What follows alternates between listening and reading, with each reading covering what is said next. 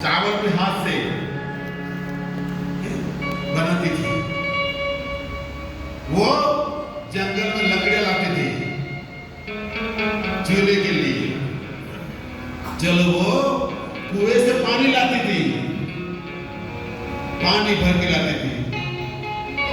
और पानी लाती थी, एक मटका, दूसरा मटका, तीन चार मटके, बगल में भी मटका। ओहो, पूरा कुआ पकड़ के ले आती थी। उनसे याद रखना, वो पानी भरने जाती थी नहीं, उसमें दो तीन फायदे होते थे। क्या? पानी भरा हुआ नहीं, दोनों के पास पानी है, बातें करती है। तेरी सासू कैसी है, तेरी देवरानी कैसी है, तेरा घरवाला कैसा है। बस पानी का इतना भरा हुआ वजन है, तो बातें करने में इतना आनंद आता था। ओहो, पूछो ही मत, पूछो ही मत, इतना आनंद आता था। पानी भरती थी, कपड़े हाथ से धोते थे। यहाँ से कहीं जाना तो पैदल चलते थे, अपन पैदल जाते थे। आज आटा भी तैयार, दाल चावल भी तैयार। बटन दबाओ तो गैस चालू हो जाती है, बटन लगाओ तो लाइट जल जाती है, बटन लगाओ तो पंखे चलते हैं, कूलर चलते हैं, एसी चलती है। सिर्फ उंगली लगानी पड़ती है। और मैचिंग का जमाना आया है। इस साड़ी के साथ ब्लाउज कैसा लग रहा है, ये लिपस्टिक कैसी लग रही है, ये लाली लिपस्टिक कैसी लग रही है, ये एप्रो कैसी लग रही है। ओहो, अरे किसको बताना है? तेरे पति को बताना है, दुनिया को नहीं बताना भाई। अपने पति के लिए तैयार हो जाओ, दुनिया के लिए तैयार होना गलत है। दुनिया को मत बताओ, दुनिया को मत बताओ। ओहो, याद रखना, हिंदू नारी 16 श्रृंगार में अच्छी लगती है। 16 श्रृंगार में भारतीय नारी अच्छी लगती, मां कहलाती है वो।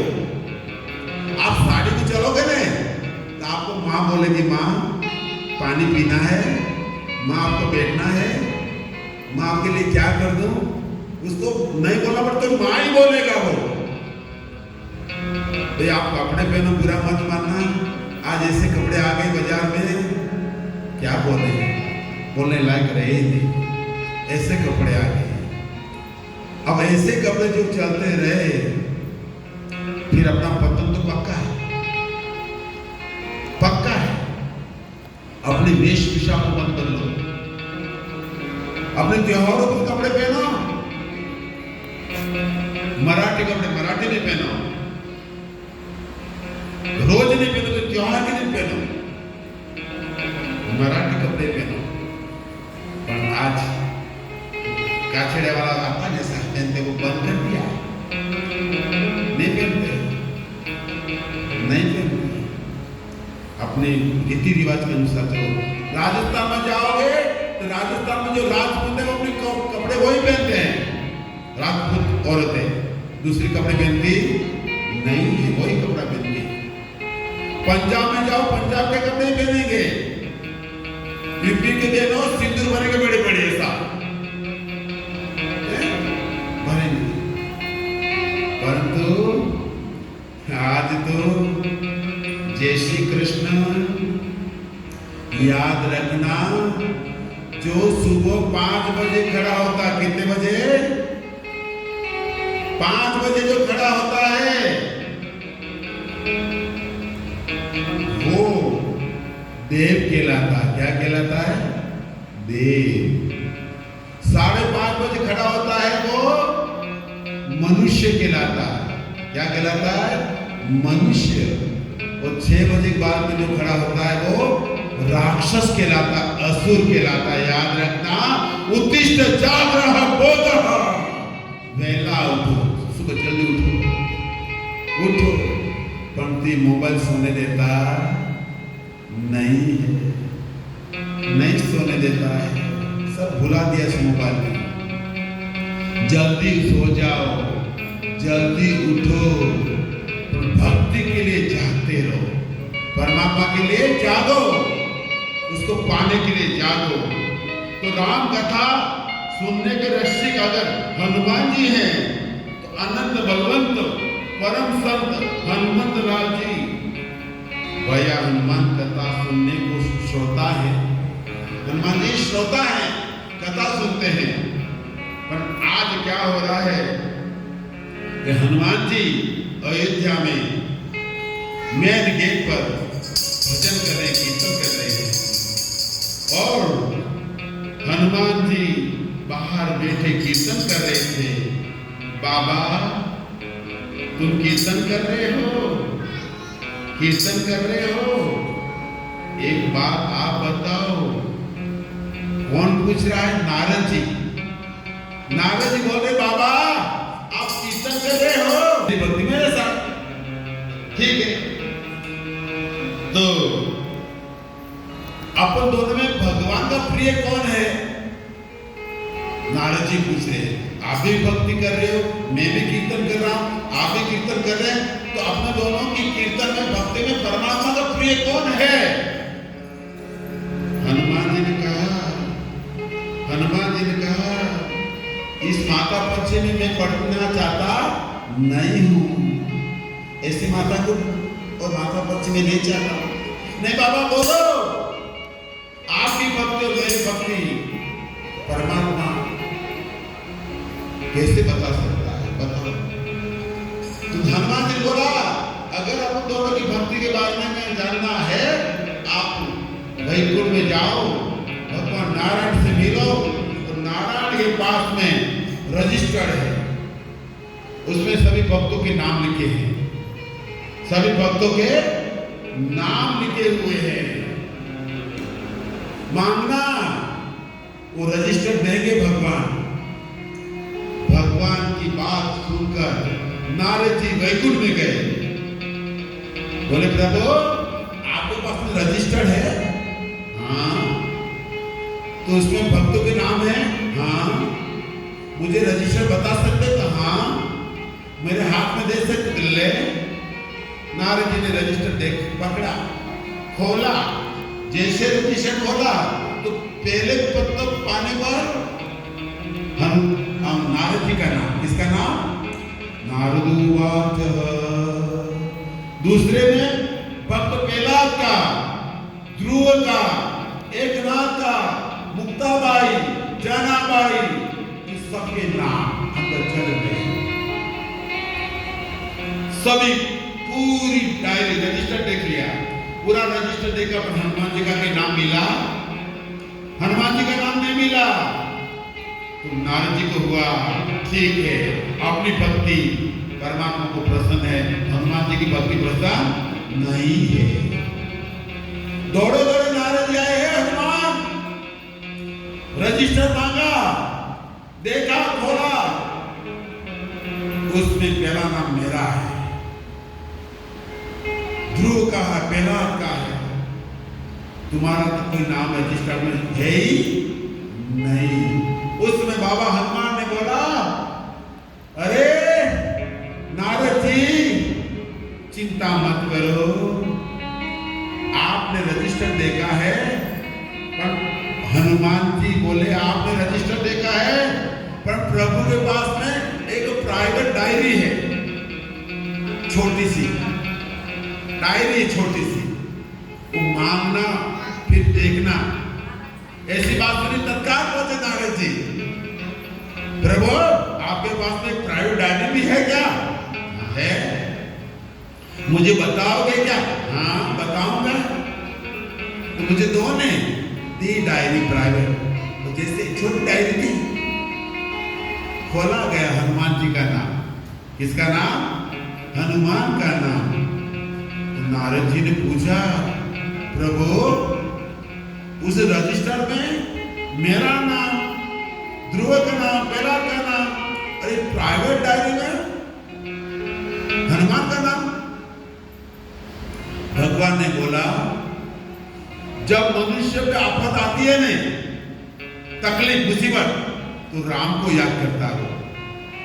जब मनुष्य पर तूफान आता, आफत आती है, तो भगवान को याद करता है। और भगवान कहता है जब मेरे पर आफत आती है तो मैं हनुमान को याद करता हूं, मैं हनुमान को याद करता हूं। और हनुमान मेरे हृदय में बैठा हुआ है, मैं हनुमान को याद करता हूं। ऐसा है, हाँ ऐसी बात है। तो याद रखना, हनुमान जी बहुत बड़े विद्वान हैं। हनुमान जी के पिता कितने हैं जानते हो आप? हनुमान जी के कितने पिता हैं? हनुमान जी ना बाप कितने पिता है हनुमान जी के? बोलो जो आए बोलो, कोई बात नहीं, शर्म नहीं है। आओ, कितने पिता है हनुमान जी के?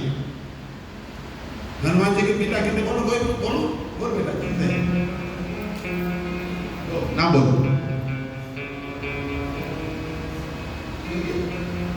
ठीक नहीं, ठीक।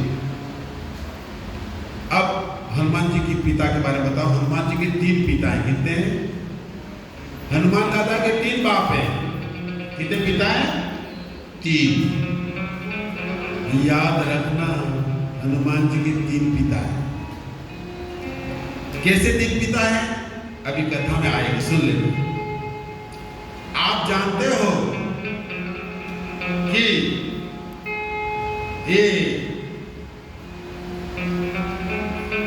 जब संत तुलसीदास जी का नाम जानते हो ना, बाबा तुलसी, संत तुलसीदास जब सरयू किनारे भजन कर रहे थे, कीर्तन कर रहे थे, उस समय उसी गांव के अगल बगल में कोई व्यक्ति मर गया, तो उस सरयू किनारे उसको जलाने के लिए आए।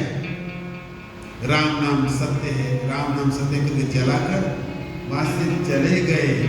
पर जो व्यक्ति मर गया था नहीं, उसकी घरवाली उस बाबा की नजर पे पड़ी कि बाबा कौन है, वहां जाऊं। और बाबा के पास में जो आदमी मर गया था, उसकी घरवाली पहुंची, बाबा को प्रणाम किया, बाबा सीताराम। तो संत तुलसी आंख बंद के बैठे हुए थे। बोल बेटा, जा, तेने प्रणाम राम से किया है तो अखंड सौभाग्यवती। पति तो राख बन गया, मरकर राख हो गया, और बाबा ने बोल दिया अखंड सौभाग्यवती। याद रखना, साधु जो बोलता है नहीं, वो होता है। मरे हुए को खड़ा करता, उसको कहते साधु। मरे हुए को खड़ा कर देता। चपटी राख में खजाना कुबेर का, चपटी राख में खजाना कुबेर का, चपटी भभूत में है? बाबा ने बोला अखंड सौभाग्यवती। ठीक। अगल बगल में कोई दुष्ट आदमी था, उसने सुना, अरे इस बाबा ने उसका घरवाला मर गया है, अखंड सौभाग्यवती बोला है। उसने आगरा में जाकर अकबर को बोला, सुनना हनुमान की कथा आ रही है। अकबर को बोला, तो हिंदू का कोई तुलसी बोलते हैं, संत तुलसीदास, उसने अभी उसका घरवाला मरकट में जला के गए हैं। उसने, बाबा ने उस औरत को आशीर्वाद दिया है अखंड सौभाग्यवती। तो अकबर ने विचार किया, उस बाबा को यहां लेके आओ, ऐसा गलत क्यों बोला, यहां लाओ। याद रखना, ये भारत भूमि है ने, ये संतों की भूमि है। नरसिंह मेहता को भी जेल में डाल दिया था, आशाराम बापू को भी जेल में डाल दिया। उस आशाराम बापू ने कितने अच्छे अच्छे काम किए हैं। ईसाई, सब ईसाई बन रहे थे, वापस अपने घर पे लाए। तो सरकार ऐसी समय थी, गंदी सरकार, तो गंदे कानून में लाकर जेल में डाल दिया फकीर को। और जब से ऐसे संतों को दुखी करते हैं ना, जनाबाई को भी जेल में डाल दिया था। उसकी भी कथा बताऊंगा। विठल को मारने वाली, पांडुरंगा विठला विठला करने वाले जनाबाई को भी जेल में डाल दिया था। चोरी का आक्षेप लगा दिया था जनाबाई पे। बोलो, संसार किसी को जीने देती नहीं है। तो अकबर ज्यादा पढ़ा लिखा नहीं था, सिर्फ 5 तक ही पढ़ा था, 5 कक्षा, ज्यादा पढ़ा लिखा नहीं था। परंतु उसने ऐसी बुद्धि लगाई तो उसने अपने पास विद्वानों की फौज तैयार की। 9 रत्न, कितने रत्न? 9। बीरबल, टोडरमल, रामरन, खाना खान, ऐसे 9 रत्न उसने अपने पास में विद्वान रखे। और बीरबल तो ब्राह्मण था, विद्वान था। तो उसने, अकबर ने बोला 4-5 रत्नों को जाओ उस बाबा को लेके आओ, ताकि मेरे नाम का एक ग्रंथ लिखे, अकबर भगवान है, अकबर हिंदू का भगवान है, अकबर ही भारत का कल्याण कर सकता है, अकबर ही हिंदू को स्वर्ग में ले जा सकता है, ऐसा एक ग्रंथ लिखवाओ। गए वो बाबा, आपको बुलाया है। किसने? अकबर ने। मैं कोई अकबर का नौकर थोड़ा हूं, उसको बुलाए तो मैं वहां जाऊं, उसको मिलना नहीं आए, मैं नहीं आऊंगा वहां पे। साधु है, फकीर है, अपने फकीर की मस्ती है इसको। आखिर में रत्न गए, 9 रत्न में से 4 रत्न अकबर को बोला जहां बना, वो बाबा मना कर रहा है, दूसरे को भेजा, आप इसको बांध कर लाओ, बांध कर लाओ।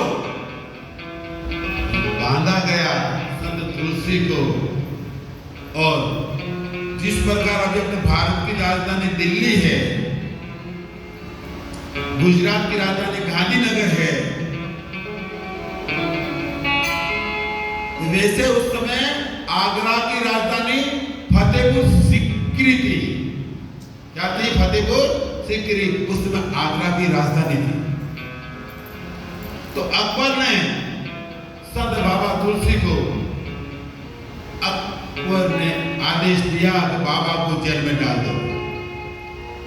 संत तुलसी को जेल में फतेहपुर सीकरी में डाल दिया। वो कितने दिन का जेल? 40 दिन का। 4-0 40। अब संत तुलसी ने 40 दिन में एक ग्रंथ लिखा जेल में, एक ग्रंथ लिखा जेल में, फतेहपुर सीकरी में एक ग्रंथ लिख दिया 40 दिन में। उस ग्रंथ का नाम क्या जानते हो? अभी बताऊंगा। उस ग्रंथ का नाम है हनुमान चालीसा। जेल में लिखी, फतेहपुर सीकरी में लिखी।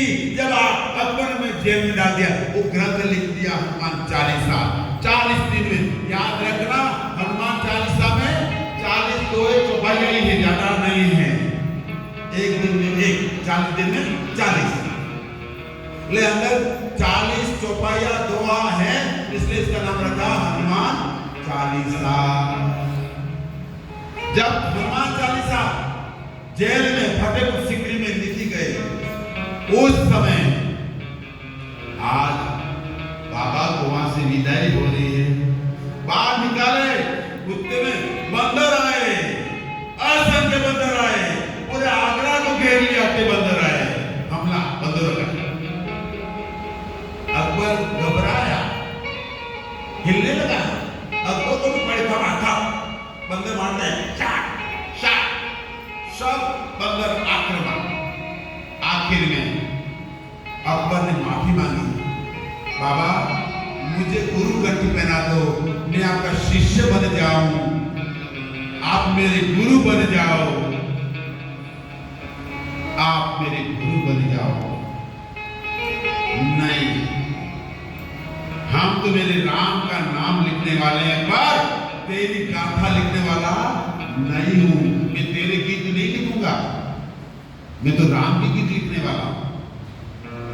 तो 40 दिन में फतेहपुर सीकरी में हनुमान चालीसा लिखी गई। आप सब हनुमान चालीसा पढ़ते हो, पर कहां लिखी वो पता नहीं, एड्रेस भी मैंने बता दिया, आ जा। तो क्या लिखा गया? श्री गुरु शरण सरोज रज निज मन मुकुर सुधारि बरन रघुवर विमल जसु जो दायक फल चारि। हनुमान जी के कितने पिता? 3। हनुमान चालीसा में तीनों बाप के नाम लिखे हुए। मेरे घर से लाया नहीं हूं, शास्त्र बोलता है। नहीं तो पकड़ने वाले बहुत है, ठीक है, शास्त्र बोलते हैं। कैसे पिता? जब मां अंजना जो अपने पिता के घर में छोटी सी बालिका है, तो मां अंजना अपने पिता के घर में कोई साधु आए और अंजना को कहने लगे, बेटा जा तू कुंवारी मां बनेगी, कुंवारी मां बनेगी।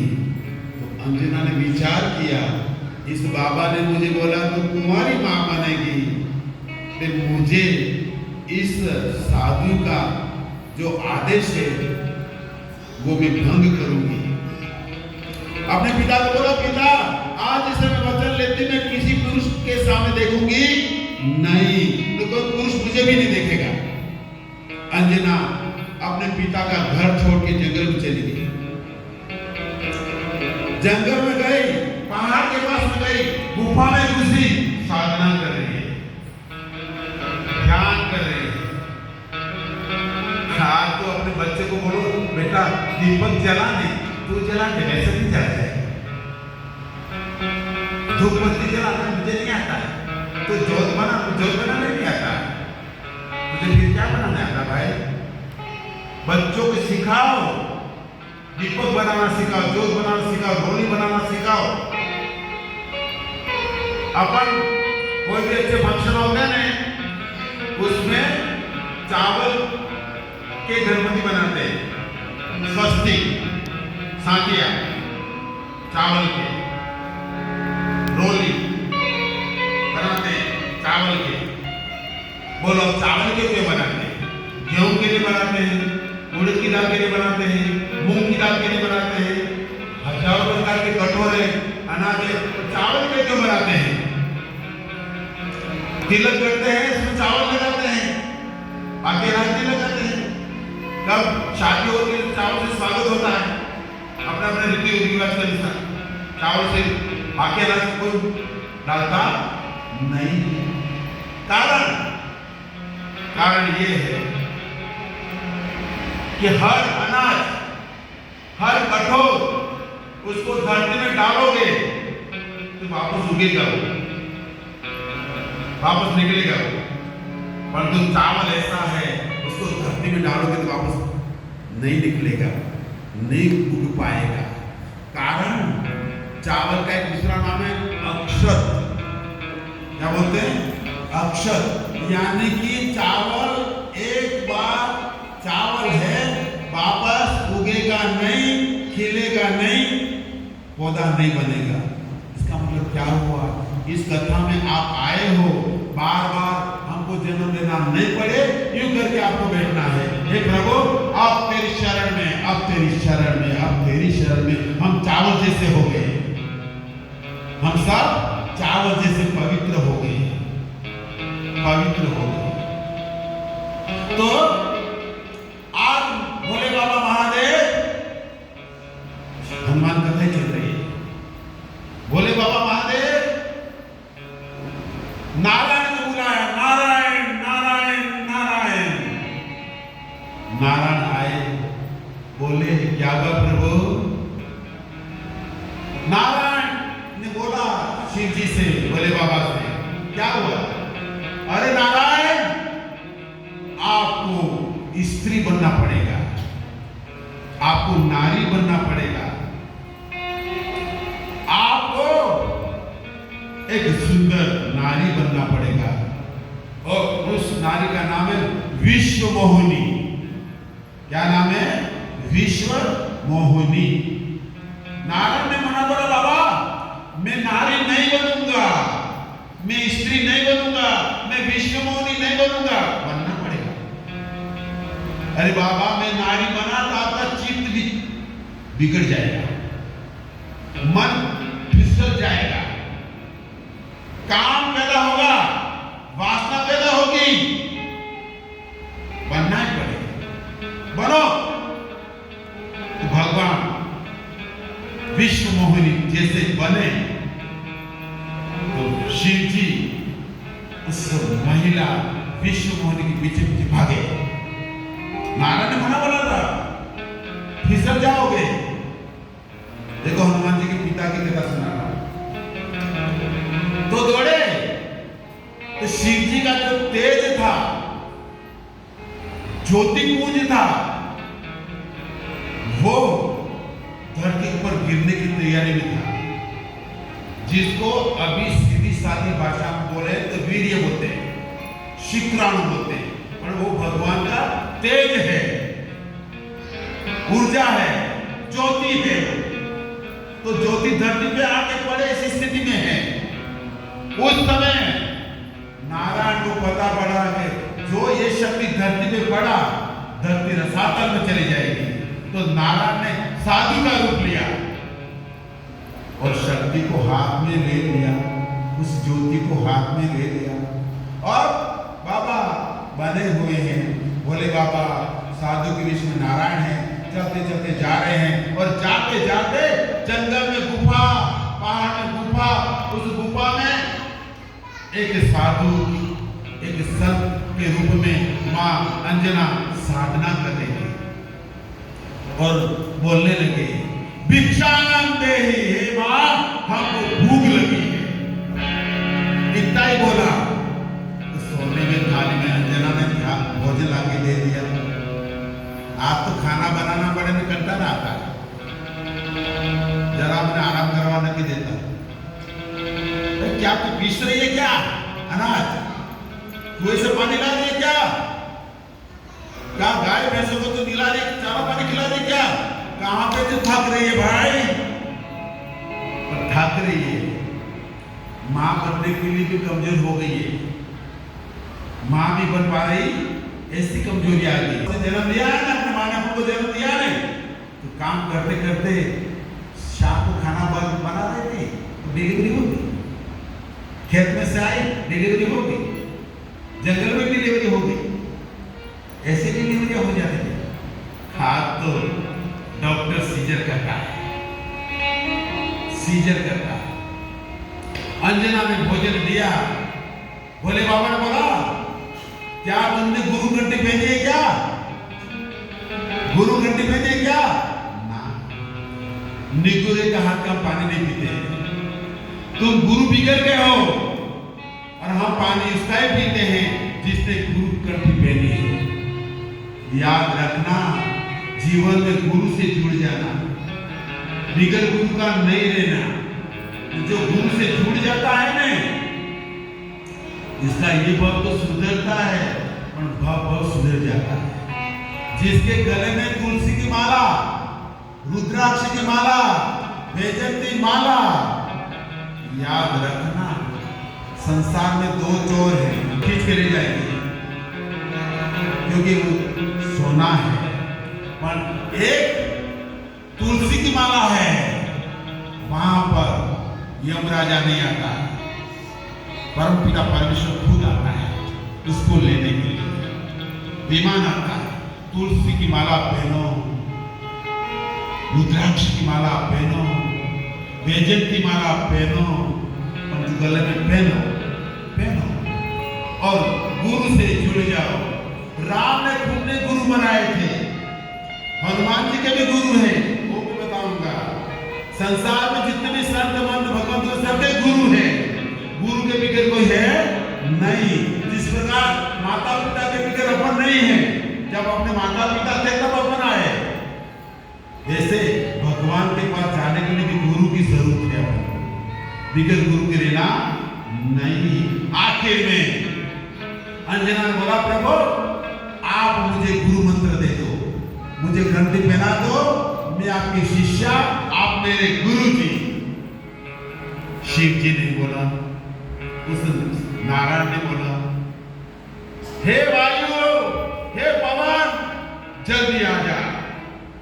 जैसे पवन को बुलाया है, जो शक्ति थी नहीं नारायण के हाथ में, पवन को दे दी, पवन को दी और पवन को बोला है पवन इस शक्ति को तू कान के माध्यम से अंदर घुस जा, अंदर स्थापना कर।